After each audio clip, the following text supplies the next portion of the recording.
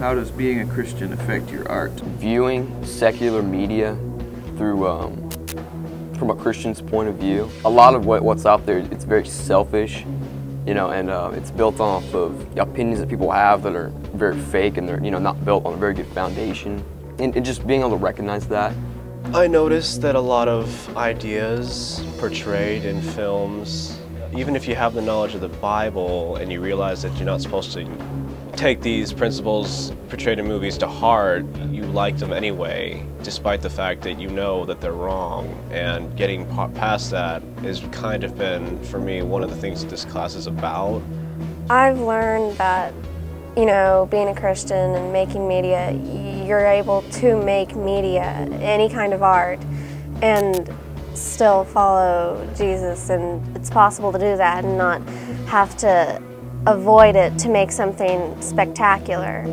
So I feel like whatever we make in any kind of art, we can still have faith behind it. I mean, being a Christian doesn't mean you can't make good things.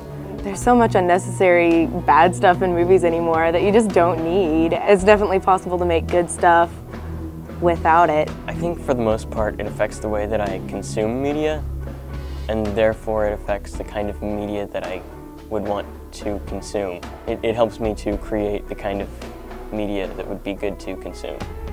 Be careful with who you hang around with, because even if they claim to be Christians, like some people in Hollywood do, and you can tell because of the way they act in the movies they make. Hang around with the bad crowd, you can be A, perceived as the bad crowd, or B, even fall in with them. Creating things that would lead people to God. I think people are actually, like, they may not seem like it, but they actually want some sort of, you know, reformation in the arts. Being a missionary or being a preacher, you know, that's a ministry, but film can also be a ministry.